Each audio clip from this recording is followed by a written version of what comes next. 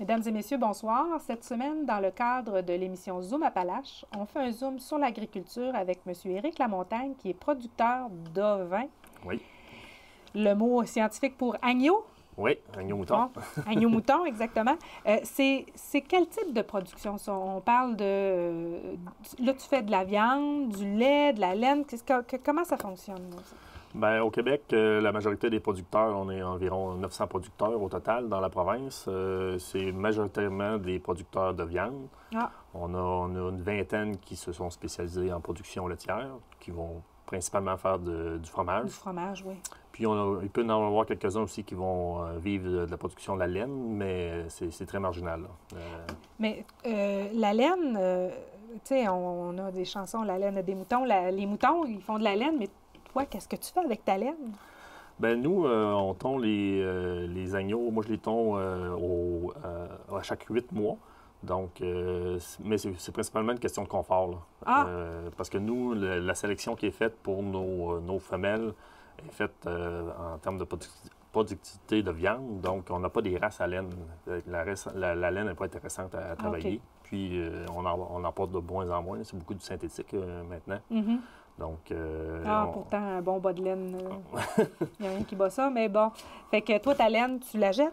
Non, on l'avait quand même, mais le prix est vraiment pas intéressant. C'est dérisoire. Oui, c'est ça. C'est pas ton principal revenu? Non, j'attends pas après ça. Combien il y a de brebis chez toi? Moi, j'ai une production de 200 brebis, donc toutes des F1 de race demi-sang Romanov et demi-sang Dorset. Donc, une F1, dans le fond, c'est deux races mélangées. Oui. Puis là, tu as des béliers. Des béliers, oui. Oui. Des béliers, les boucs, c'est des chèvres. Les béliers. Oui. Donc, nous, on va utiliser des béliers qu'on appelle de race terminale, donc qui ont une grosse musculature, parce que nous, on vend de la viande. Mm-hmm. Donc, j'utilise des béliers de race Arcot canadien et Suffolk. Donc, j'ai des femelles. Je vais chercher dans le Romanov, je vais chercher de mes femelles le côté productivité. Oui, parce que les Romanov, c'est une race qui est prolifique, on dit. C'est ça. Donc, je vais avoir des grosses portées, puis qui ont facile à venir à mettre en production, la reproduction, si on veut. Côté Dorset, je vais chercher le côté maternel de la brebis, puis le côté laitier. Donc, ça me fait des femelles qui sont maternelles, capables de s'occuper de beaucoup d'agneaux.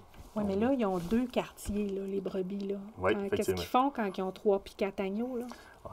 Là, c'est le producteur qui est obligé de les prendre en charge. À l'occasion, on fait du biberon. Donc, tout dépendant des brebis. Il y a certaines brebis qui sont capables d'en faire 3 assez facilement. Mm-hmm. Mais pour X raisons, là, on va retirer les agneaux là, des mères puis on va les allaiter avec du lait en poudre, là, reconstitué. OK.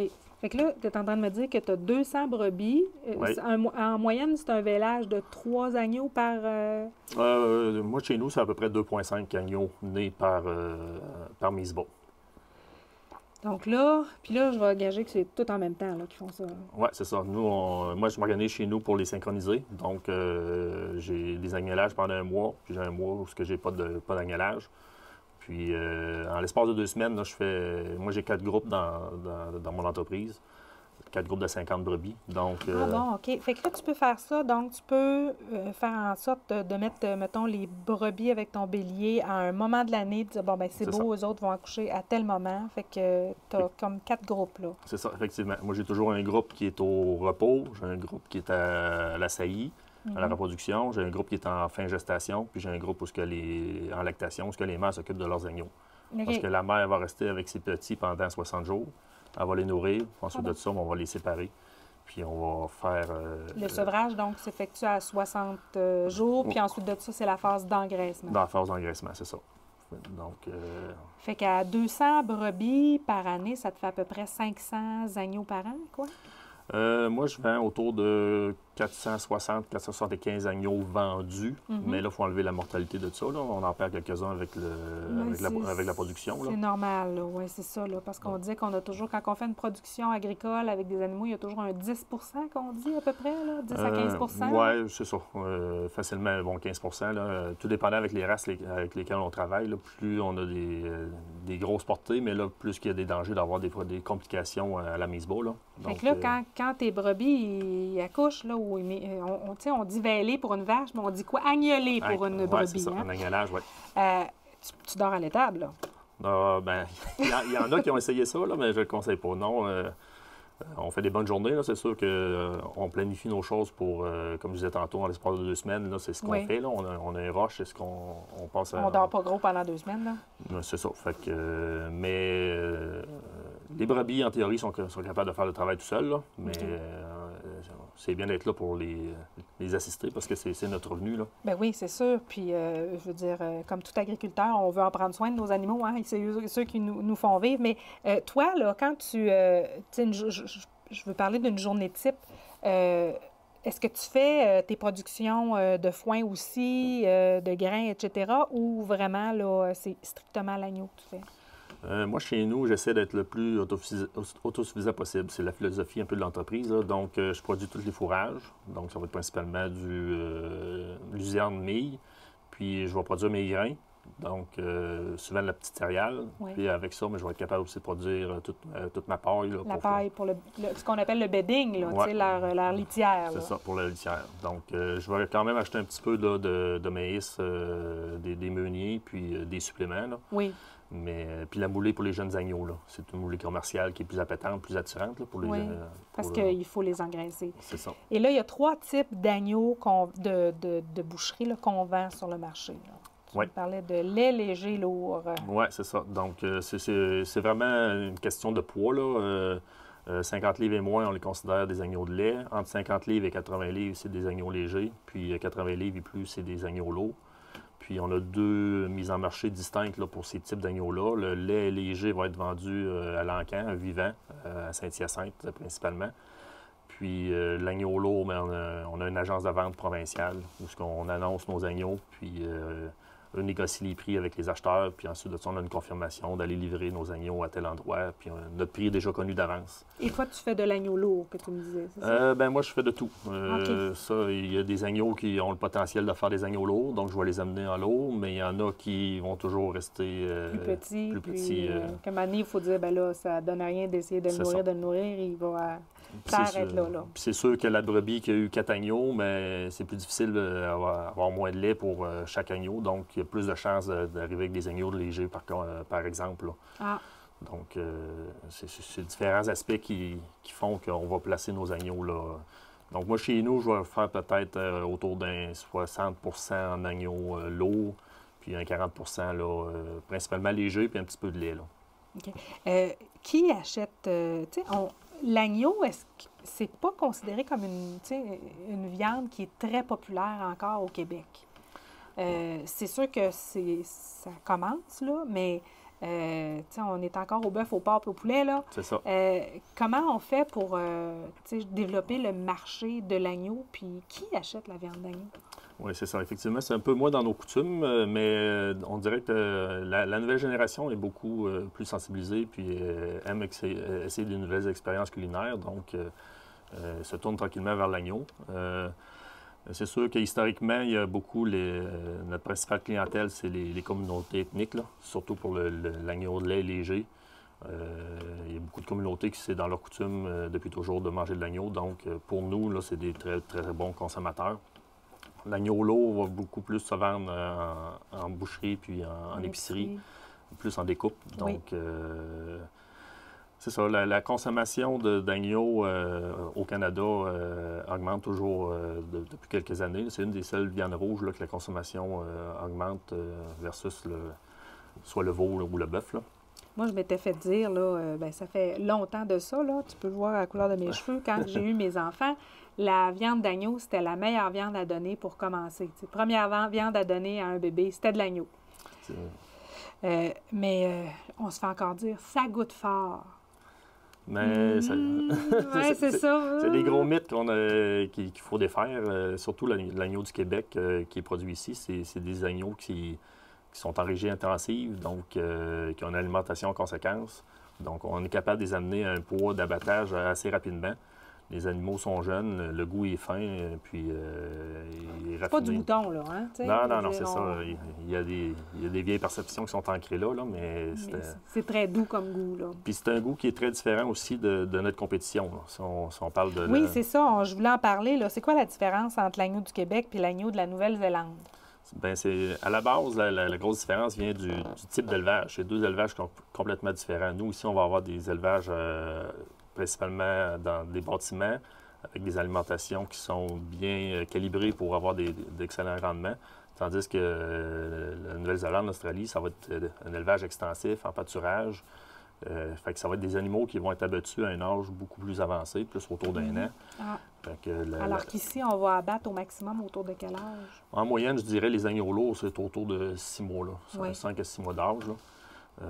Fait que peu importe la viande, plus la bête est abattue vieille, mais plus le goût va être prononcé. La viande va être, la couleur va être différente aussi, va être plus foncée.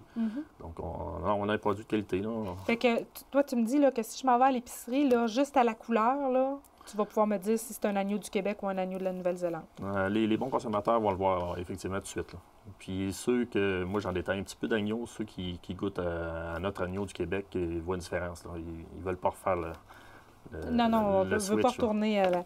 Tu parlais de régie intensive. Ça veut dire quoi exactement? Là, Bien, nous, comme moi chez nous, là, je vais faire 3 agnelages en 2 ans. Donc, je vais faire des cycles de 8 mois avec mes brebis. OK. Puis, on essaie là, de les alimenter avec l'alimentation la plus riche. Notre base, c'est les fourrages. Donc, un fourrage qui a été produit jeune puis qui a été fait dans des bonnes conditions, c'est beaucoup plus riche et appétant qu'un pâturage. Au pâturage, l'animal va choisir un peu ce qu'il désire. Là. Puis, ben, on va venir supplémenter aussi notre ration avec des grains. Donc, on est capable d'avoir des GMQ, là, des gains moyens quotidiens là, qui sont très intéressants versus des agneaux. Là, si on prend l'exemple de l'Océanie, oui. C'est le jour et la nuit. Là. Puis, tu sais, il y a eu des grands débats là, au niveau du bœuf, là, sur les hormones, les antibiotiques, etc. C'est quoi la situation là, dans le milieu de l'agneau? C'est interdit. De toute façon, on n'est pas confronté à ça non plus. On n'utilise pas ça du tout. Là. Moi, chez nous, là, tout ce qui est médicaments, j'utilise ça très, très peu. Là. Le vétérinaire vient pratiquement jamais chez nous. Là. Donc, c'est vraiment dans des cas où on a peur de perdre la bête ou... l'environnement, si l'environnement est bien réglé, dans le fond, il n'y a pas de problème. Les agneaux sont en bonne santé, ils n'ont pas besoin de vétérinaire. Mais des fois, ça arrive-tu pour un agnelage que tu vas avoir besoin d'un vétérinaire? Agnelage, c'est assez rare. Au début, là... oui. Bien, à faire, mettons, j'ai 200 brebis, à faire 300 agnelages par année, on a un peu tout vu, là. Fait qu'on on voit des trucs, là. OK, là, tu te débrouilles, là. C'est ça, tu as comme pogné la technique, là. C'est ça. Fait que, bien, il peut y avoir des situations particulières, là, qu'on fait venir le vétérinaire, là. Mais c'est vraiment dernier recours. Puis aussi, bien, avec la valeur de nos bêtes, souvent, faire venir le vétérinaire, mais c'est pas économiquement intéressant, là.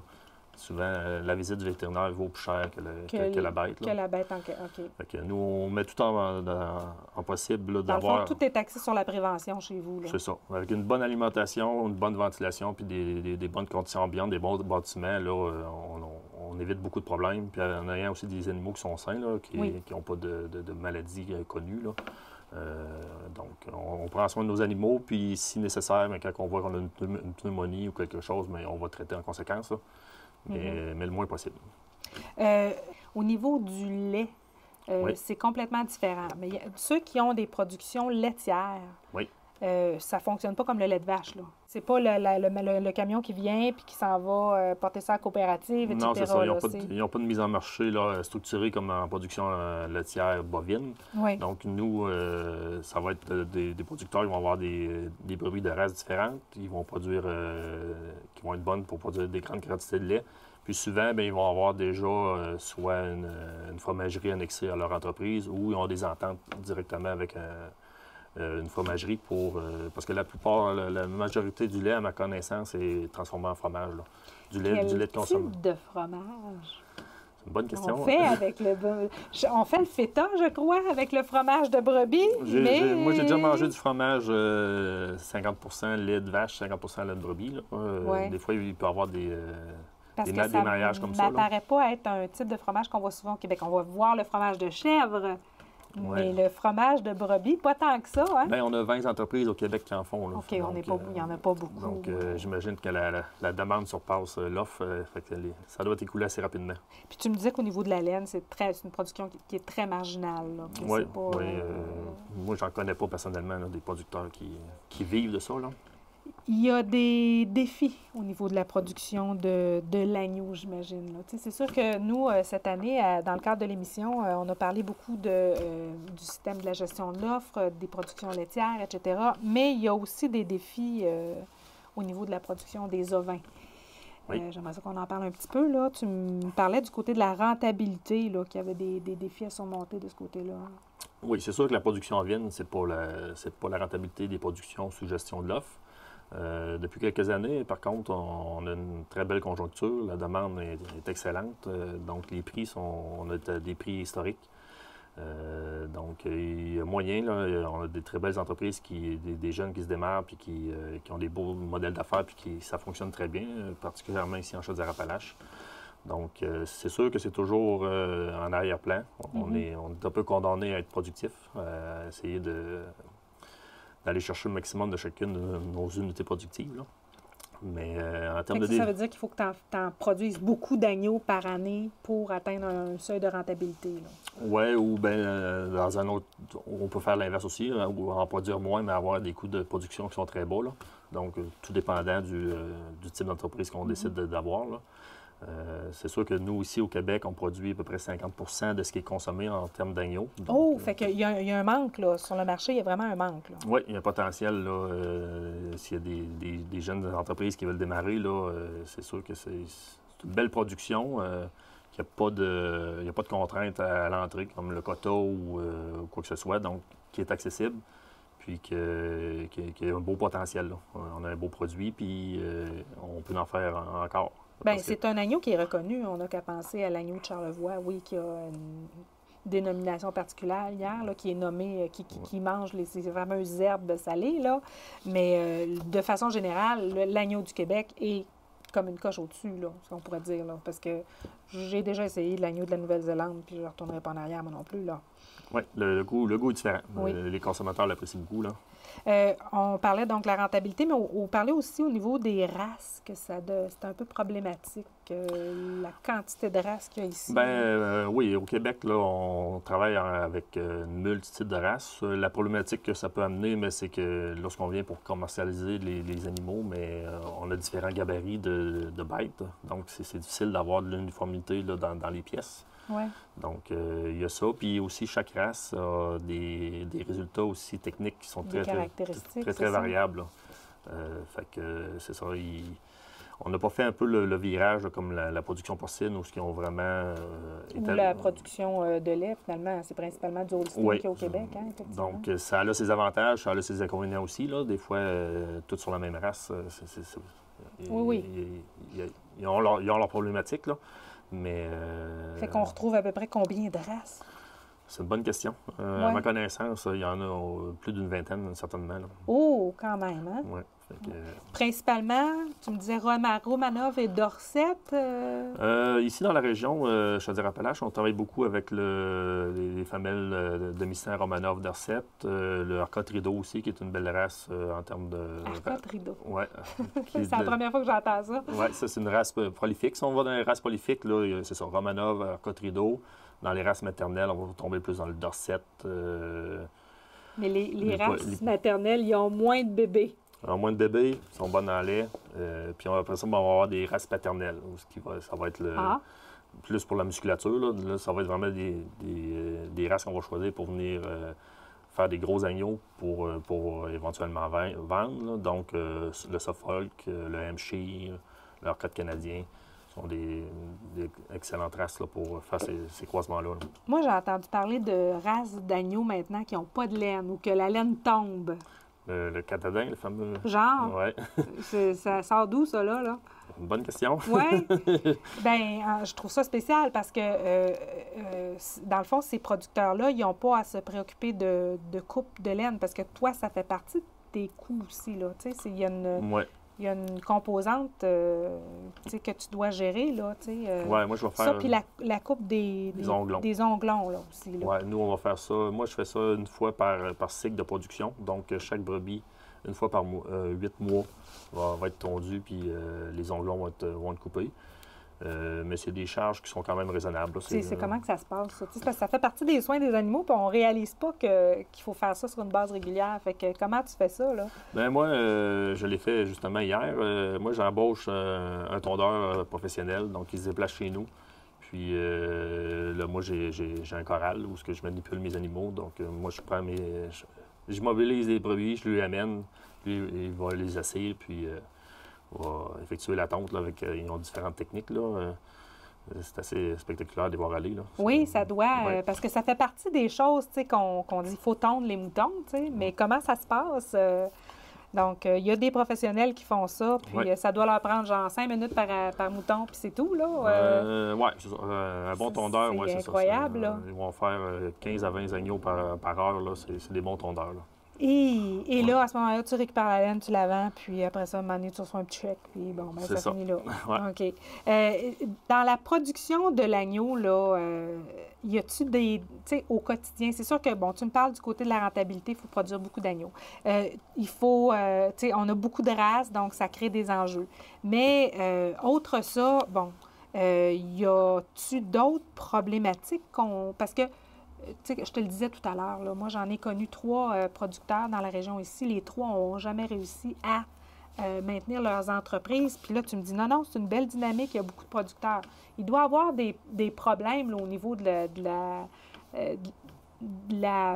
secteur là, qui font en sorte que c'est plus ou moins une production qui est populaire. Ben oui, effectivement, il y a des défis. C'est sûr que la production en vigne, c'est une production qui est très technique. Puis, elle est souvent vue, c'est bucolique, c'est beau, puis il y en a plusieurs qui partent avec ça, puis qui n'ont peut-être pas fait les démarches correctement pour vraiment comprendre c'est quoi la production, puis se faire un montage financier pour être capable d'avoir une entreprise viable. Dans le secteur, on dit là, souvent la blague, là, si l'entreprise passe le cycle des 7 ans, habituellement, elle va perdurer, là. Mais on en perd plusieurs, effectivement, là, avant l'année, la 7e année. Ouais. Pour ces raisons-là, où ça peut être aussi des mauvais choix de troupeaux.